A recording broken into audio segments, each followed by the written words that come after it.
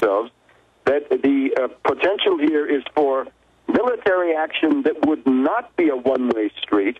In other words, it would mean losses for the aggressor, assuming the United States is taking that role, that it's fraught with danger, and that the intelligent thing to do is not to jump over the edge of this cliff and then see what happens. Well, that's what Pieczenik said. He said all this domestic police state is going to trigger resistance, and at the same time, if they left these other countries alone, they wouldn't run away from the Anglo-Americans. They've totally lost the soft power.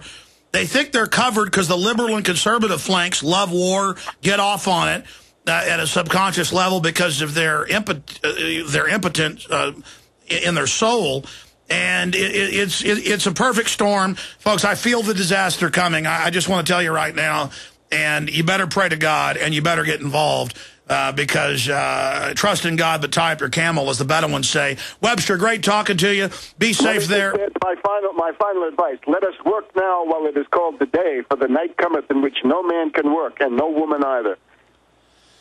Yeah, thank you. Boy, I'm getting chills. And I'm going to take a few days off in the middle of this. I was already planning it for months, and they're going to have fill-in hosts, Watson and Aaron Dykes will do a great job. I've got to get away. I'm tempted. I mean, I wish months ago I wanted to, like, go to the hills and sit in a cabin for a month and really get my mind ready for all this, because I need to be focused like never before. We're in such a leadership position here, and I couldn't do it without your support, listeners. I couldn't do it without my great crew, the wonderful job they do. And they realize the incredible historical events that are happening and that we're at the tip of the spear. I hope all of you out there listening realize how important you are in this historical fight. We've only got about 11 minutes left. This is a 9-minute clip. This was Tom Hartman, who always acted like a nice guy, pretty fair on his radio show, Radio America. Or what's it called? What's the liberal radio network called? Air America, thank you. And he totally flip-flopped lately when I've gone on his show in a cartoonish way. He had a really cartoonish intro to it where he made fun of everybody. That's not on this clip they released, but here it is. And the Slate and others say that it was a complete rout and I destroyed him. And I did, because he's not in reality, I am. And he's trying to say that I'm not in reality because I don't drink their Kool-Aid and lies. The world's waking up. Got it? We see through you. Emperor has no clothes. Here it is. The deathers are spreading. You know, all those people who think that Osama Bin Laden's takedown mission was actually fake and that Bin Laden was actually, or is actually, still alive, or was dead a long time ago and frozen. At least they'll think that way until they see the long-form body. Even then, I'm sure they'll find some other theory, conspiracy theory, to hang on to. For a one-stop shop for all your deather needs, log on to WorldNet Daily. Take a look at some of the headlines on the website today. Osama DNA analyzed within 24 hours? Right. DNA evidence must be a lie. Not everyone believes Bin Laden really dead. That one speaks for itself. Burial at sea upsets relatives of 9/11 victims, as in what President Obama really did was anger 9/11 victims, not kill Bin Laden. And then there was a WorldNet Daily poll in which visitors were asked to sound off on the death of Osama bin Laden. Most popular response in the poll, garnering 28% of the vote, See, was straw man's the here. timing of Obama's order was from a Republican angle, like I'm a Republican. Eligibility troubles. He introduces this first. Response, since it combines deatherism and birtherism.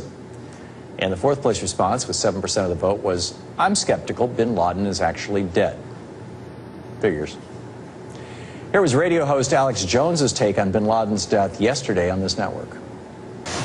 Osama bin Laden, according to 2 White House sources, and I'm on record with this, and another State Department source, and we have one of the names is public, in 2002, saying he died, he's frozen, literally frozen, and that he would be rolled out in the future at some date. Then Madeleine Albright in 2000. Alex joins me now to talk more about this pressing issue. He's a filmmaker, author, and investigative journalist, and host of the Alex Jones radio show.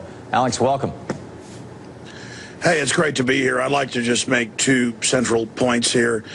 Number one, the CIA last May 25th in Spy Talk in the Washington Post Two unnamed high-level CIA sources told the paper they did make fake bin Laden videos. Those were fake. The famous ones weren't even good. Computer renditions. Linguists and others had listened to the voice and didn't even pass the voice. That doesn't mean bin Laden was frozen. That means that, you know, Bush was running a PR campaign trying to scare the hell out of us.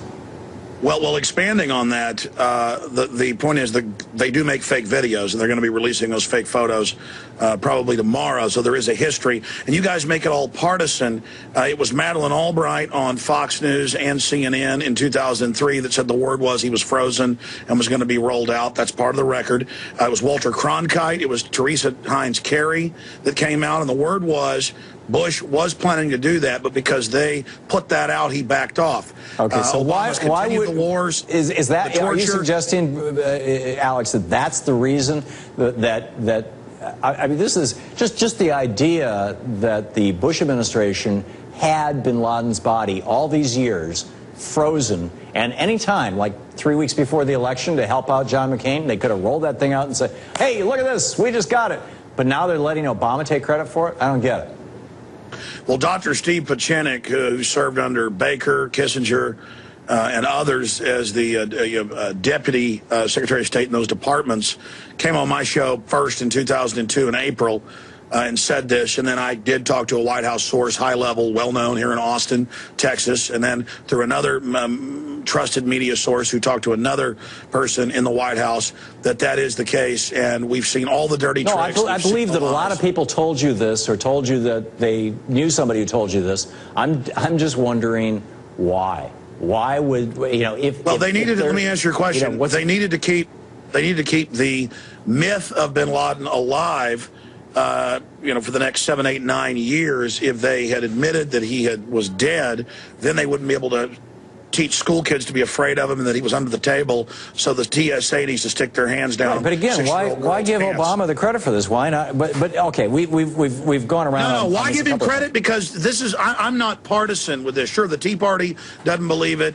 Brett Bart doesn't believe it. WorldNet Daily's having questions. I'm not suggesting you are. That's their issue. My issue is I'm on record 9 years ago with this information. I'm nonpartisan, and at the presidential level, they may fight over who gets to be president, but on the trillions, on the wars, on the torture, on the secret arrest, the Democrats toe the line, just like the Republicans, just like they have the same Secretary of Defense that Bush had, Robert Gates. So this is the same deal, and this is to signal a new era in war. So and in your mind, it's meet the new boss, same as the old boss. And to frame Pakistan. To frame Pakistan. I'm wondering where Glenn Beck fits into this. You've said that he's a government operative, and I'm wondering what agency he works for. Well, he works for basically the right-wing foundations that cover the right wing of the controlled paradigm to keep folks on the reservation fighting with each other. And then there's the George Soros Ford Foundation arm that basically created the CIA. The Ford Foundation and others are on record working in clandestine operations. OSS, didn't it, after World War II? Yes. In the 1947 National Security Act. Look, George Soros this is the same government that gave us fake WMDs. Hungary at that time. This is the same government that gave us fake WMD documents and told us that hydrogen blimp pumps were anthrax systems. Alex, you're never going to get me to disagree with you. Bill Clinton missiled an aspirin factory during Monica Lewinsky to divert people. Alex, I'm agreeing with you. This is wag the dog. I'm telling you, yes, I know our government has lied to us. The Gulf of Tonkin is one of the most notorious in my lifetime, frankly. But I'm just wondering why the 9/11 truthers would love Glenn Beck if he actually works for a government agency. And 9/11 truthers love Glenn Beck? Okay, they don't. All right, great. In that case, give me your thoughts on William Edward Hickman becoming the role model for objectivism. Hold on, Glenn. See, you're trying to create a partisan wedge to keep people in the partisan left-right paradigm here. Glenn Beck is a 9/12er who says we should remember the spirit the day after 9/11. Same thing Obama said Sunday night. These guys are basically pushing the same paradigm. They have fake-controlled opposition to make Obama look like he's on the left while he passes an insurance plan written by the insurance companies as social as health care, while he continues the war. Glenn Beck gives him left cover by attacking him, claiming he's on the left. Look, man, I'm way past this junior high control. I got that. William Edward Hickman a serial murderer in 1927 cut up a little girl, threw out her body parts, you know, in the car when her father finally came to pay the ransom. As I'm sure you know, he was the role model that Ayn Rand used for her hero in The Fountainhead and in another one of her novels, and basically was her idea of the Superman, somebody who is incapable of feeling the pain of others. We're seeing this now in the Ryan budget plan. We're seeing it right across the board, objectivism and libertarianism. I don't buy into all that. Chicago school, I'm not into all that. I'm not asking if you're into it. I'm asking your thoughts on objectivism and libertarianism coming out of a sociopathic mass murderer. Well, just I mean, throwing it to you. I mean, you can put the labels. I mean, you can say Stalin was a leftist and killed 30 million people, or Hitler was. No, I'm talking about Ayn Rand here. Ayn Rand wrote, you know, letters and long. I mean, she was in love with this guy.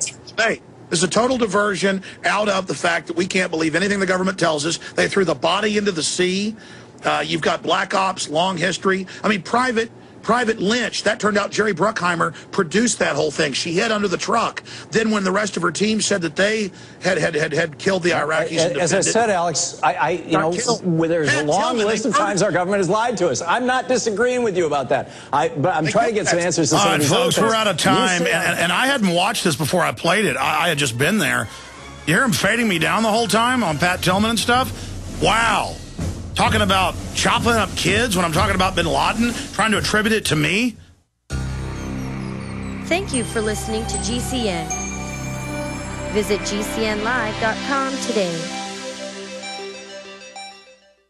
America, you've been warned. For weeks, we've been warning you about a single event we believe will happen in the next 12 months that will shake the very foundations of our nation.